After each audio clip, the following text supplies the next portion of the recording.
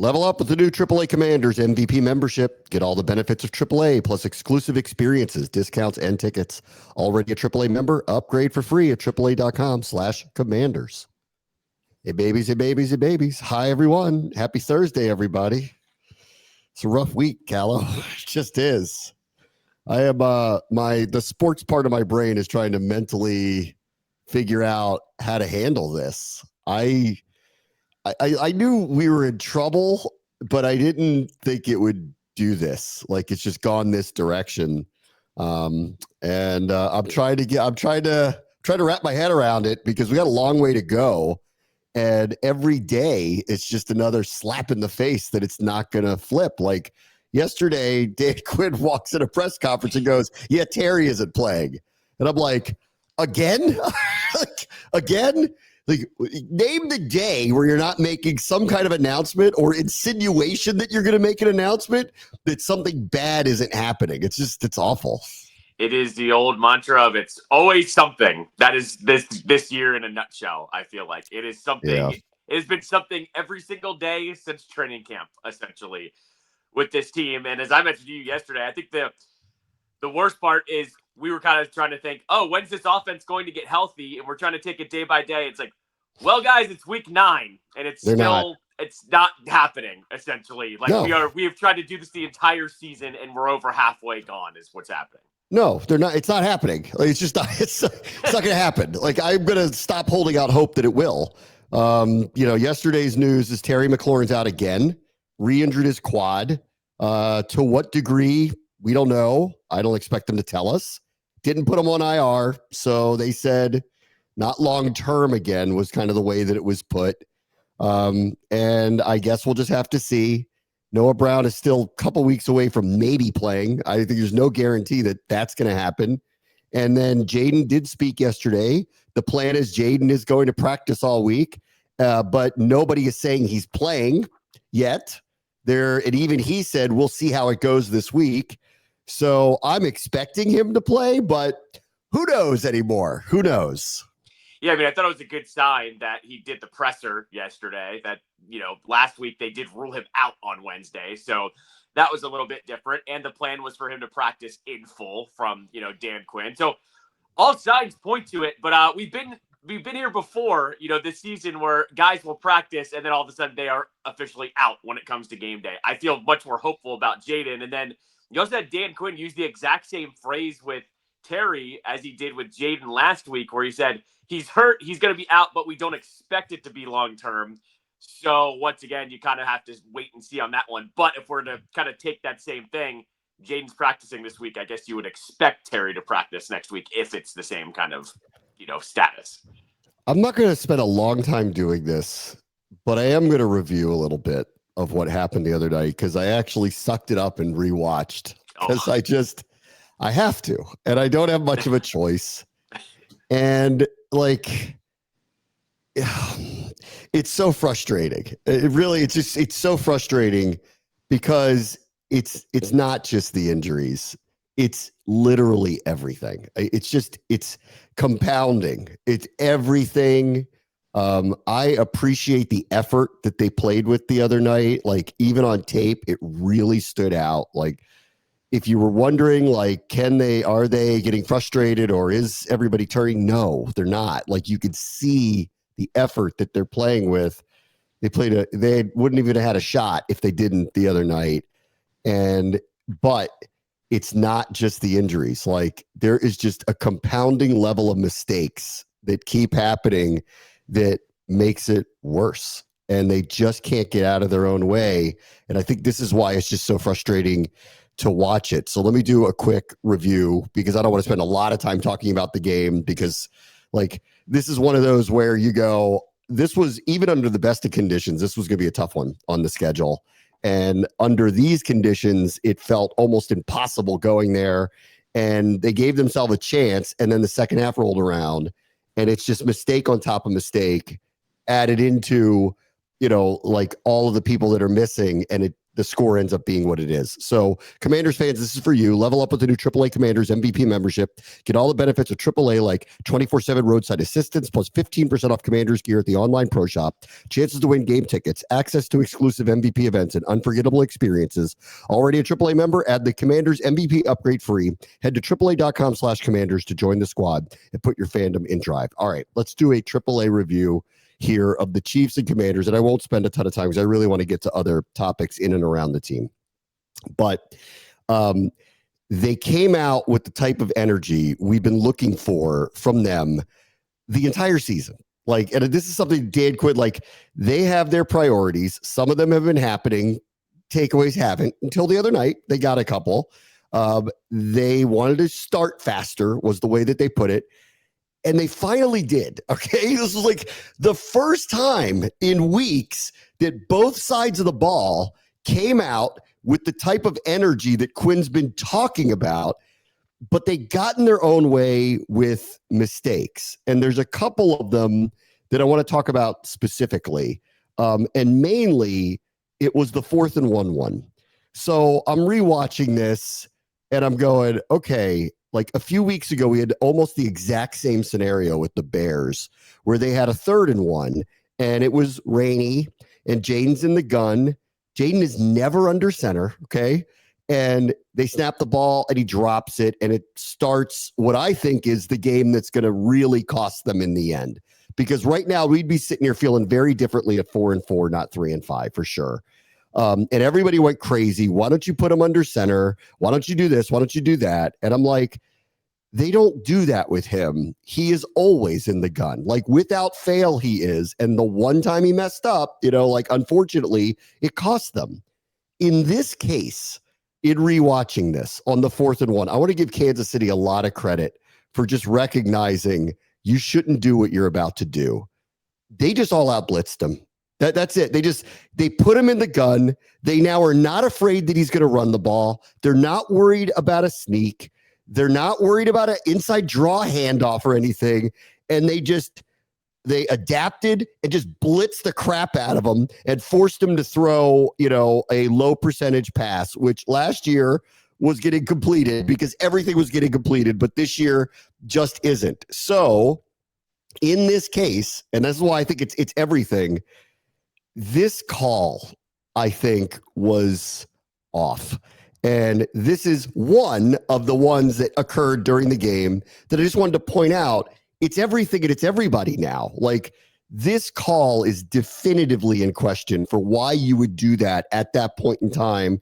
Why don't you put Mariota under center? Why don't you just run a sneak? Why don't you just run C-Rod or Bill or whoever? Take your chances with that. Why put him in the gun? And that's one of the many moments throughout the game where you go, I don't know why we did what we did here.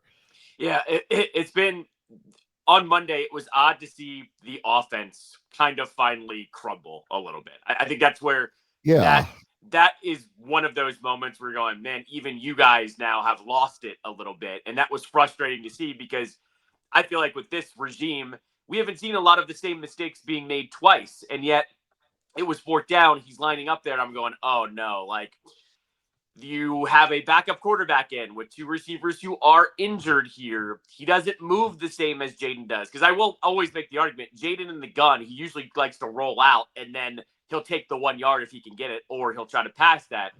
I don't like the offense is clearly off here, but it's hard to get really frustrated at Cliff because he has been really good at these play calls for the most part. It's just been rare that you see it as a mistake 2 times. And the all-out blitz worked. Like, he did chuck it up, and it was just off at that point, right? So, yes, yeah, it was a mistake, but I also it's kind of like you're saying, it's kind of everything combined that's gone wrong in the season is a microcosm of that play, essentially. And then, like, I had forgotten, the play before was 3rd and 2. Yeah, and they gained 1 yard on the play because Ertz didn't get to the sticks, and it was the second time that he was involved in a play where he just didn't get to the spot he needed to get to. The 4th and 6, he got 5 3/4. The 3rd and 2, he got 1. And it put them in this position. So there's that. In the second half, the game was over when this happened, but he had a flat drop that would have extended a drive. So there were a few moments that the execution was just really, really, really off, and not just in like well, they misfired or this guy went on the same page. No, they connected on all three of these plays. None of them ended up being first downs. None of them. So like that is an attention to detail or an execution part of this that was off. Like it just, the Quan penalty, which I'm still not sure was totally a penalty, was a mistake in the end. I mean, I don't know. He was playing aggressively, and it looked like, it felt, when you show it in slow-mo, it looks bad. When you show it in real time, it looks like he hit a guy who the ball was behind him. What do you want him to do? Like, he can't slow down, but that ended up being a mistake. And then on defense, like, I got to hear what they're going to do. I'm very interested to hear Joe Witt today, because the one thing that they kind of can't like overcome now is they have so many injuries at defensive end. They're trying to figure out what to do with it. And I'm watching Luvu, who is one of our best players, who's not having his best year, but was really starting to kind of come around and start to make the plays we had grown accustomed to. And because of all the injuries at defensive end, I thought it was logical that they would line him up in those positions, but I just feel like it's unfair. And he's getting blown off the ball because this is just not what he does. And there are just a few times where the tackle is just jamming him 5-6 yards down the field because he's just too undersized to do this. So I'll be very interested to hear what Joe Witt says. This is the one where I'm like, your hands are tied behind your back because of injuries. But typically, one of your best playmakers is number 4. And he's just getting eliminated out of plays. And I understand why they gave him the chance to do this, but I can't see a path forward with them doing it consistently. I think they're going to have to figure something else out there, because I just like, and I'm not mad at Luvu about it. It's just like, good luck. Like, you're not a defensive end. You haven't been one. You're not sized like a defensive end. And there were just too many times that he was getting destroyed by tackles because it's a mismatch. Yeah, on that front, I feel like you just need to make him a circumstantial defensive end. Like, if you're going to make it obvious, make it third and longs, whatever. But now you're just marginalizing one of your few playmakers that you have. And as you said, too, he was starting to make some plays before they kind of moved him down there. So I think you got to figure it out with him, because you can't marginalize one of the few playmakers that you've actually got going. No, and then, listen, it goes without saying, like, the dropped kickoff that went out of bounds at the 1 was just a massive killer. It was only 14-7 when that happened. And it just like, it felt like, oh God, like this is going to go the wrong way. He had a chance to make up for it, Lane. He dropped. I mean, I don't know if drop's the right word. That would have been a tough catch, but he needed to kind of make it. That forced a punt, that everything went the wrong way. There were a couple of other moments, and this is one where Luvu, I don't know what happened. He was spying Mahomes on a play and ran in the wrong gap. And then all of a sudden, Mahomes just took off and escaped. And there was one that was really curious where the Chiefs ran like an end around with Worthy, and Jalen Holmes like ran away from him and hit Mahomes and let him come around. Like, there were just all of these. And I'm sure if I looked at the other team really closely, I think you'd see a lot of these things too. But it all added up to, they played a team that was far healthier than them, that's dominant team, that's typically on their home field, very, very, very difficult to beat. We're the injured team. We're the one with the backup quarterback. We're missing all these people, but they brought the type of energy Quinn was talking about to win with, but they were once again really their own worst enemy in the end. Like, all of these mistakes added up to all of these drives either being extended for Kansas City or going the wrong way for Washington. And this team is not good enough to overcome this stuff. Like, the thing with Luvu, like, I feel for him a little bit, and I feel for them on this particular thing, because they're just trying to do something at that position because they just ran out of people and they don't really know what to do. I'd be surprised if he ends up doing this again, or at least as much as he did, that he'll be doing it again. But all the other stuff, that is on them. I mean, like, these are all these things that added up to, how in the world do you think you're going to beat a team like that on the road when you make this many own goals on yourself? Yeah, not only a game like this, you need to be basically perfect to have a chance. You can't make the mistakes that they made. I'm glad you Yes. brought up. I'm glad you brought up the Jalen Holmes one. That one live was really frustrating to see, where he like ran into Mahomes for a block. Like I've never seen that ever, for a quarterback to like attract somebody to just take themselves out of the play. He had him dead to rights there. He had him dead in the backfield, or he's got to flip it back around the other way. That was a super frustrating one. And then to your point too on the Jalen or on the Holmes, but the Jalen Lane kickoff Yeah. mistake, that's where like it really was the dagger. You're like, oh well, they're not Oh yeah. overcoming this. They're gonna get good field position. They're gonna dagger them, and they did essentially on that one. This is where I've landed on this season. Is last year they had to have really good games to have a chance at the end, and they typically won those games in the end. This year, they need to have damn near perfect games to just be within sniffing distance of winning a game at the end, and they're not doing that. And Yeah. that's where it's landing this season. They can't have these mistakes and even have a chance to win the game anymore. Yeah. It's very frustrating. I mean, it's frustrating to watch because, and this happens, I think it's just a cavalcade of mistakes. It's like the defense early in the season was taking the types of chances that was frustrating the coaches. And they were saying like, you've just got to play where we need you to play and let it come to you a little bit. Then they were getting caught in some bad matchups, and suddenly there's some exposure. But I mean, that's every team. Like every team's got a spot that everyone tries to attack. Yeah, Bobby Wagner's gonna have a hard time covering Rashee Rice. Like I don't care what age he is. All right, he's gonna have a hard time covering him. He's gonna have a hard time covering Bijan Robinson. I don't care what age he is. Like they've put him in some. He's ended up in a couple of really tough spots, and teams have taken advantage of it. And they've had a bazillion injuries, and they're not practicing together. But when it turns into all these own goals, that's when it gets really frustrating. And that's where I think like the whole thing is just really hard to watch at this point, because like it'd be one thing if they're just like, look, we're really injured. We went toe to toe with this team and they got the better of us on their home field. Okay. Like, well, we are really injured. They did go toe to toe with them.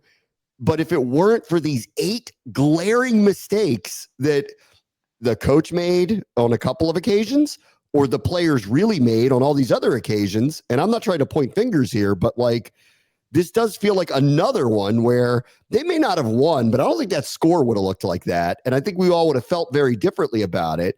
It's 28-7 because of their mistakes, not because of anything the Chiefs did, because of their mistakes. And that's what's really frustrating, because it's been in Dallas, it felt like they got beat and beat themselves. In Kansas City, they got beat over a half and beat themselves. And in Chicago, they literally beat themselves. This is what I think is getting really frustrating here with the losses piling up. It's one thing to get beat. It's another thing when you're your own worst enemy. And it's in different ways every week now. It's just very frustrating. Yeah, I was going to say, because it's one thing too if the injuries are poking through in terms of why you lost as well, and that's actually not the reason why these losses are coming to fruition. Yeah, sure, sometimes it's the play calling or it's a drop or whatever, but for the most part it is self-inflicted. That's the frustrating part about what's gone on. Really, it's been the last month essentially of what's happened. They are usually a much more buttoned up operation. They are not. I think you can swallow injuries. I think you can swallow a tough year of whatever, but when it is self-inflicted, that's the frustrating part. And I'll go back to this too. Remember, they were having like penalty trouble back in preseason, man. Like that was your first sign of like maybe this isn't as buttoned up as we think it is. And I know that actually wasn't really their problem. I mean, like Newton that was a dumb penalty, and then the Quan one, I'll reiterate, at full speed and even on the air, I'm like, I know what they're calling here, but I really don't know if he could have stopped himself there. So like, I'm willing to excuse that one to go, this happens where a bang play happened and he got caught. How's he going to stop himself? He can't. He got a penalty. And then in general, they didn't have a lot of penalties the other night, but these glaring mistakes, like especially in a game like against them, where you just can't have them if you really want to win. Like you can't be short of the sticks twice or have a flat drop on a play that was like, if Lane makes that catch, They go from the 1 to the 40 something, and they still have the ball, and it's only 14-7. But because he put them in the hole, he couldn't get them out of it. Ertz twice doesn't get to the chains. They have a couple of untimely penalties. One of them was just kind of ridiculous at the end. It's just all adding up. Or like, here's an end around and the defensive end's running the wrong way. Like, it's adding up to all of these things where you go, it isn't just the injuries. And I think that's what's really frustrating here. Like, I will cover, enough for them and go, look, they haven't practiced together. They're missing Terry McLaurin weeks at a time. Their quarterback's been out. They can't keep they've had a rash of injuries at one position, and they don't even have a defensive end they can turn to. Now, I'm willing to hear all that and go, look, like, if this happened to anybody, it might turn their season upside down. So I'm willing to say that. But at the same time, they still got to put their best effort out there and not beat themselves. And the last 3 weeks, the scores are ugly because they played prolific offensive teams that were able to take advantage of the mistakes. So they beat themselves and it looked ugly. The Bears one sticks out because they just beat themselves. They weren't prolifically beaten by anybody. They just beat themselves. And it's just hard. It's hard to watch. That's all. That's what I was getting at with preseason, though. Like, I know penalties didn't totally kill them the other night. There were some mistakes. But what I'm getting at is it seems like that was like a discipline thing. They were shooting themselves in the foot early. And this has been what's been happening the entire season with not only penalties, but also their own mistakes. That was like my first sign of, oh, maybe this isn't going to be as buttoned up as it was last year, because it was happening in every single game. And remember, that first preseason game against New England, that was about as frustrated as we had seen Dan Quinn after a game, and it was a preseason game. That was honestly like sign number one of, oh, maybe this isn't, going to go as smoothly as it did last year. Yeah, it was. There were the injuries, which were a really tough sign. And Kingsbury kind of called that out. Everybody needed to be practicing. They weren't doing it. And then, just things were off, especially on offense. They just have their people together. Defensively, I thought it would be better than this. And it just hasn't been. They're going to end up, as things are going right now, and considering who they're playing, Seattle's a top 5 scoring offense. Detroit is prolific. They're going to get the Eagles twice. Let's see where Minnesota is when they actually play them. They're going to play Denver. This is brutal. They could end up, if things don't flip, and it's going to be hard to see it happening, they're going to end up with a bottom 5 defense, which I never, would have envisioned coming into the season. Anyway, there is one other thing I want to talk about. I did a live stream with Keim last night, and, I feel I'm frustrated watching it. Everybody's frustrated with it. I get it. I never thought the season would go like this either. There were signs of it early, but not like this, and not with they're kind of beating themselves in a lot of ways. It's very frustrating to watch this. But, the trigger happy feelings of a few years ago are popping out fast here. And I just really want to say this, because I just think it's important to say this. This is not the past, right? This is a completely different group. This season is going sideways. There is a lot of time left. They're going to need to fix a tremendous amount of things, and the schedule is really hard, and it's hard to figure that they're going to be able to do it. And they, as Zach Ertz said the other day, time is ticking. It is. Time is really ticking here on them for them to have any viable shot of making the playoffs, or we're going to start talking about 2026 really, really soon here. But I also do want to point out, while it's been hard to watch, this is not the same organization from a couple of years ago. They're having a tough season, is the way I would put this. The structure of the organization is entirely different from what it was. I know people are looking side-eyed at Adam Peters right now a little bit too, because they're looking at the roster and they're going hindsight now. Why did you do this? Why did you do that when it's not working out? And I guess all these things are fair to point fingers at everybody. I think this, there was a level of, are they ever really going to get out of their own way under past leadership? And, they're always felt like, well, if they had the right players at the right time, they could be pretty good. That just didn't feel like there would be any kind of sustainability to it. It's not my feeling here, even amid what is a very tough season. I think that they are structured in a way to take this one on the chin and sustain it and turn around next year and hopefully get things back going in the right direction. We'll have to see, we'll have to see if that actually happens. But I just think it's worth saying, for someone who's just around it constantly, you all know I don't pull punches here. Like, I don't feel like this organization is like the one of a few years ago. And I just want to say that. I know this season has gone wrong. And in a lot of ways, what's really frustrating is the team is beating itself, which is the part I didn't like. Injuries happen and it can marginalize you. And I will excuse that and go, what are you going to do? Their quarterback missed all this time. All their receivers are out. Their offense never practiced together. Like, they lost every defensive end. They had I'm willing to say that and go, that needs to be taken into account. But them beating themselves is very frustrating watching it. They're not giving themselves a real chance to win a lot of these games. It's very difficult to watch. But I don't believe that that's in perpetuity or, this is us and this is how it goes.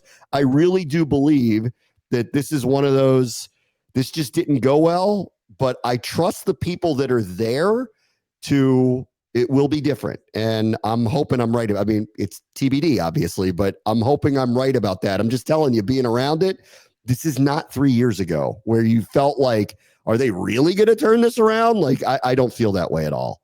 No, I think what I've gotten through is this fan base likes to get trigger happy because they're all traumatized by the last regime, essentially. And my pushback on all this has been, if a regime got to the NFC Championship game and it doesn't get them at least 1 year, to be able to push through a difficult year, then what are we really talking about here? How much do you really care about the results that are happening here?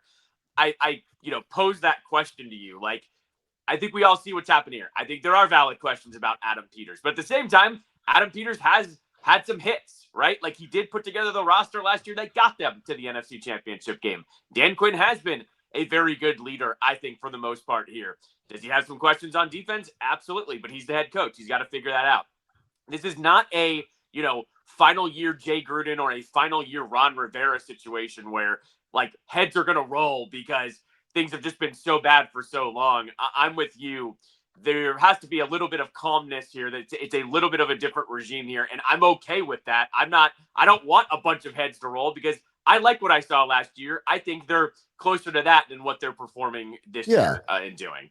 Look, I don't know. We're in the middle of it, so I don't know what they're going to do. The previous regime would fire everybody or do something really rash, and I don't know what this group is going to do because we're living through it with them for the first time. Everything went so well in year one that it was, none of these things were tested. They just kept winning and everything looked like every decision was right. Now we get to have the scrutiny of this is hard. And some of the decisions we can look back on and go, maybe they should have done this or maybe they should have done that. Or in the case of on the field with the product, why is it happening like this? But I'm hoping that calm heads will prevail here. Everybody stays on the same team. And this will be the real sign of this isn't the past if they don't do anything really rash, after it's all said and done, and just say, look, this was an upside down season. You could look at what happened with the Niners last year and go fire everybody, and because they had a bazillion injuries and they started beating themselves. It's very similar actually, but they didn't. And look where they are now, even amid a really rough, injury-riddled season. Good organizations stay the course with the people they believe in. That's what I think is going to happen here, but we haven't been tested yet. They're being tested now. I'll be interested to see what they do. And the sign of the past will be if they do something rash after this is all over, which I don't get any hint that they're about to do, but we are in the middle of. Let's see how you react to things going wrong instead of going right. We haven't had it yet. No, I mean, I think the other argument there, too, is go look at the Bengals. Each year, Burrow has gotten hurt. Heads haven't rolled because they know their franchise quarterback goes out for the year, right? Yep. I know the Bengals aren't the model citizen, but even they, a team that isn't known as being the greatest organization in the world, knows, hey, when we have a down year, it doesn't mean blow everything up like that. I get some of the vibes from the fan base for here. That's what they want to do, and I just think that's a ridiculous prospect right now. Yeah, I don't get any feeling like that's happening, but clearly everybody is extremely frustrated, and we'll see what ends up happening. All right, let me take a quick break. Bram watch the show. ESPN 630, the Sports Capital.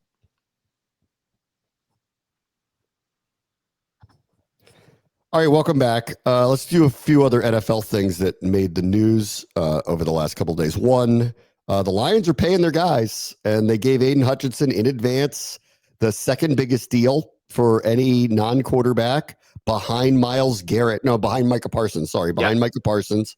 And he's worth every penny. Last year, his injury was probably one of the biggest reasons why Detroit ended up going out of the playoffs. We caught them marginalized, and they lost their coordinators, and they've stayed the course. Look where they are right now. So, granted, they were coming off of being a 1 seed, so why would they do anything crazy? And they did have a lot of injuries that really clouded what they did. But good on him. He's a very, very, very effective, good player. And if TJ Watt is slowing down a little bit, then he will replace him as a top 2 or 3 edge rusher, in my opinion. Yeah, I mean, you can make the argument Hutchinson is the most talented player on that team, and there's a lot of talent on that team. So I'm not surprised they gave him that.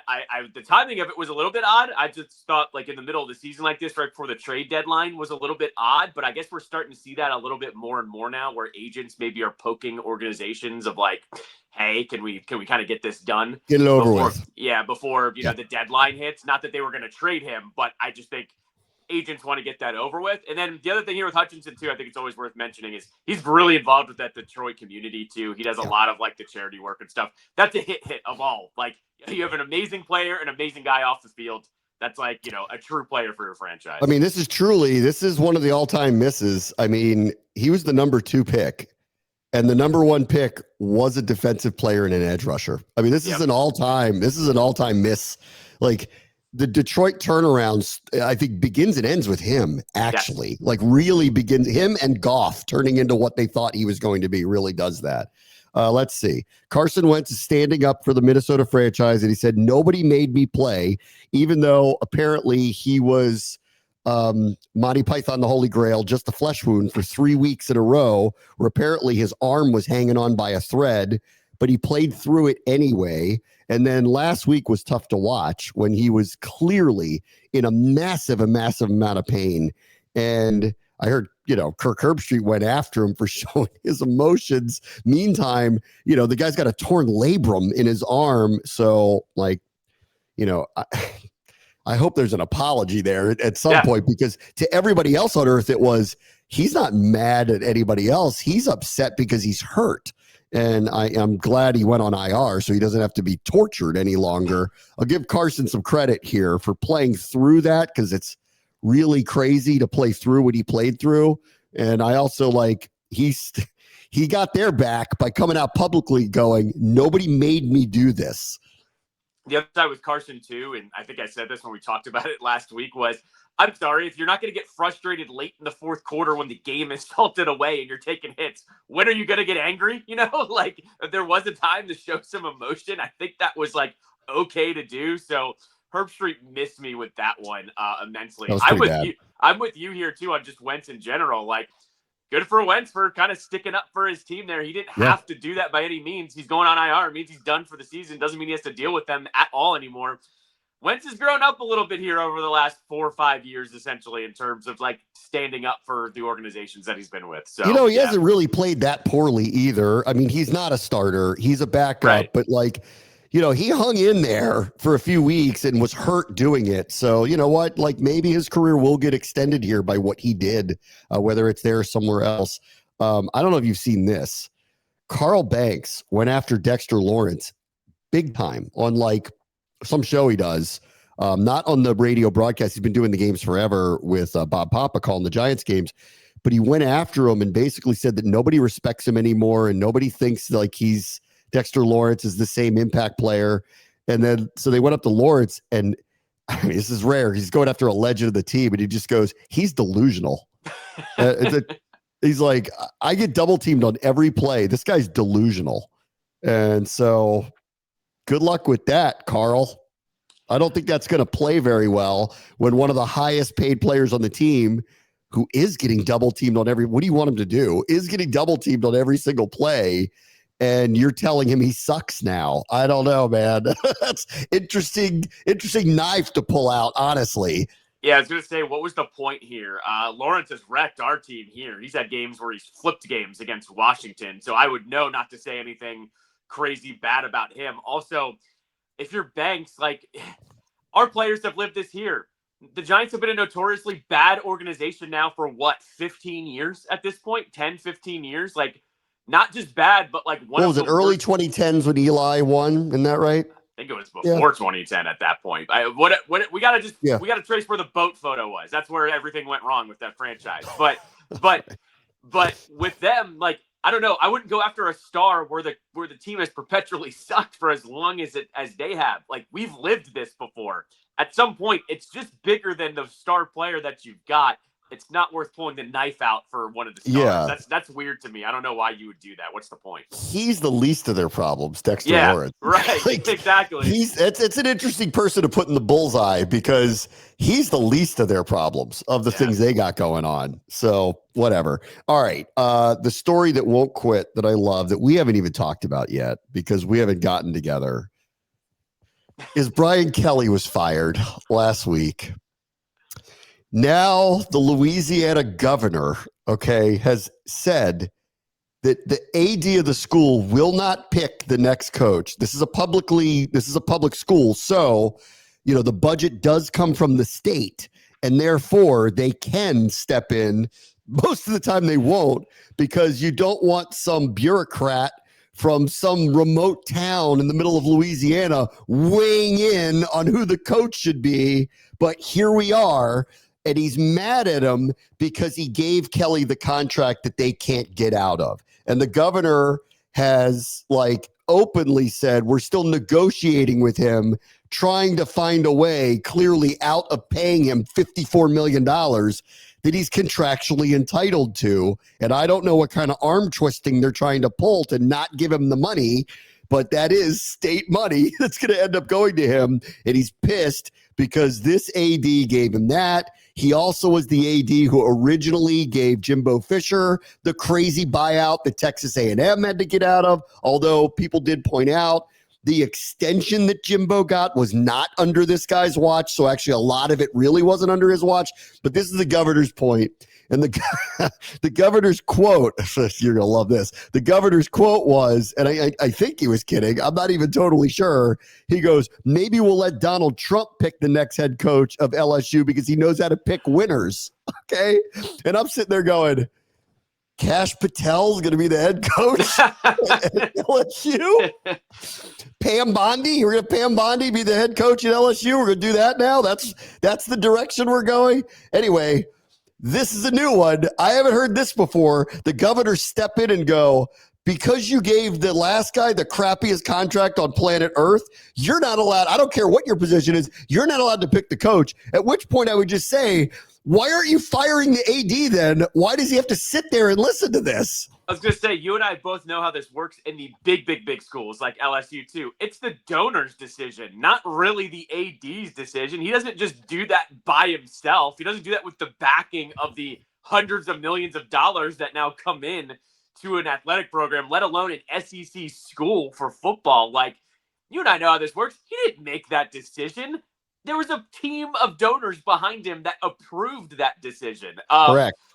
It's not just one and done. So I will say this, because he's saying this, I bet you UNC, North Carolina is paying attention to this right now because it's the same thing up there with Belichick. Like, that's publicly funded. So I bet you they're paying attention to kind of how this goes down if he ends up actually doing anything like that. The one thing I will just say is we did call that the second Brian Kelly did that stupid accent at the basketball game, it was over. And now everyone's pointing back to that. So, yeah, here we are. Like, I'm not surprised at all. This is how it ended up, going. Day one, he went to the basketball game and he acted like he had a weird Southern accent. And I went, you're done. It's over. this is not going to go well. Like, you cannot walk in there and pretend to be something you're not. And it's like, you have to be authentic. And everybody knows when they hired him, he's not from there. like it's not a surprise. Like, we've seen you around the block, dude. We know that you aren't from the bayou. So you don't have to pretend that you are. You're not the water boy. Cut it out. Okay. Enough already. And that and the cringy, weird social media video that he did with the players where he was doing this and pointing at him. And, he's wearing a purple vest. He's not even dressed right for the whole thing. I called it day one. First impressions. It always is. Can you picture this guy holding up the trophy at the end? And in his case, it was hard to say no because of how accomplished he was, but it was a clear no. The second I saw that, this is a misfit situation. Knowing what the terms of his contract are, I totally understand why he took the job and where we are now, that it had this golden parachute out if things went wrong. So I don't blame him for taking the job. But the second he pulled that basketball thing, I went, it's over. It's not going to happen. There's no chance. And he's going to be fodder for Paul for however long he is actually there. I wish ADs and donors would pay attention to when a coach shows you that he's a terrible person. Pay attention, please, because remember, it wasn't only when he left both previous jobs, it was, oh, this guy's a bad dude, the way that he left both of them. Just know that when he goes to you, he's going to do the same exact thing. I don't think it wasn't going to be as bad here, but we all knew that's the type of person you are. Like him, Urban Meyer, those types, when they show you that they're terrible people, believe them at every turn at this point. So LSU kind of got what they deserved when it came to him as well. Yeah, 100%. All right, be right back. Bram wants to show ESPN 630, the Sports Capital. Commanders fans, this is for you. Level up with the new AAA Commanders MVP membership. Get all the benefits of AAA like 24/7 roadside assistance plus 15% off Commanders gear at the online pro shop. Chances to win game tickets, access to exclusive MVP events, and unforgettable experiences. Already a AAA member? Add the Commanders MVP upgrade for free. Head to AAA.com/Commanders to join the squad and put your fandom in drive. All right, welcome back. This might have gone under the radar just a little bit, but I want to mention it here because I know a little bit about this. The Wizards made a hire yesterday to their front office that is an ex-ESPN editor, mainly of the .com side of everything. Her name is Christina Douglas, and she is now hired to develop the new brand identity of the team, whatever that exactly means. They recently hired Craig Hoffman, who was doing shows like this forever, to do what I think is a somewhat similar role. I wasn't totally sure defined what it was, but it's something to kind of help elevate the brand identity. That's the purpose of it, of the Wizards, Mystics, Go-Go, etc. Interestingly, it did not mention anything about the Capitals, which makes it feel like it is very separate from that, even though it's monumental. But I do want to, this is worth saying, and I know nobody knows this, but I'm going to say this. Okay. The reason why she ended up leaving ESPN was under very unclear, unusual, and a lot of HR circumstances. Now, I think it has to do with being a very trying boss, but whatever that means. So I don't totally know, but that is following her here. And then secondarily, this is not the first team to do this. The Clippers did this a few years ago where they hired Lee Jenkins, who's a really famous journalist for years and years and years. And they hired him to do like a brand identity change for the Clippers. And frankly, it kind of worked. I think people think about the Clippers differently now. They did win a lot more than they had previously. The owner, I think, it's a much better situation with the owner. The owner previously, the Clippers, was a racist. So like there was a lot. And a guy who lost a bazillion games and didn't seem to care. So, that's what's different, I think, obviously, about that. But the Wizards are thinking similarly, like, we need somebody here to help us tell our story differently and connect differently. And I'll be interested to see what they do, because it's an interesting needle to thread for sure to try to, I don't think people look at Ted or anything and have a problem. I think everyone understands what they're doing, but the connection between the community and what they're trying to build is probably really off. Team's not very good purposefully now. They haven't been very good for a long time. I don't know. What'd you think when you saw this? I wasn't really sure where this is going. It's kind of the same thing with the Nats for me. Like I've told you with the Nats, I'm a huge Nats fan, obviously. And with the Nats, it's been come talk to me when they spend money. With the Wizards, it's come talk to me when you start winning games. I don't really care about your story until you start winning games, because I'm sorry, if I got invested in any of the players of the last 5 years, I would have been wasting my time. I mean, that's just simply like where we're at this point. I joked to you you and I had a remote during your show back in the day where, remember, the Wizards dropped the old jerseys again, right? The old Gilbert Arenas style jerseys. And I took a picture and I said, which one of these players would you buy to actually still have in a couple years? And it was Kuzma, Denny, Hachimura. I think Kispert was there, and maybe one other player. And I joked to you and I said, I'm not investing my time or money in any of these players because they're not going to be here. Lo and behold, none of them are here except for Kispert still. And that's where I just land with this franchise in general. I totally understand what they're doing now. And I've told you, I can't be mad at them. They have told me they're going to be the stuck for a little bit here, and they're going to grow with a young team. I don't know how you're trying to brand that or elevate your brand while you lose. I'm the same thing. You can come talk to me when you start winning games. I don't really care, I guess, is really what I'm saying here. Like, that's where I'm landing on it. Listen, I'm interested to see what she does and like how they try to reframe themselves. I guess they are, in my opinion, way too in a bubble and protective of what is a really bad product right now.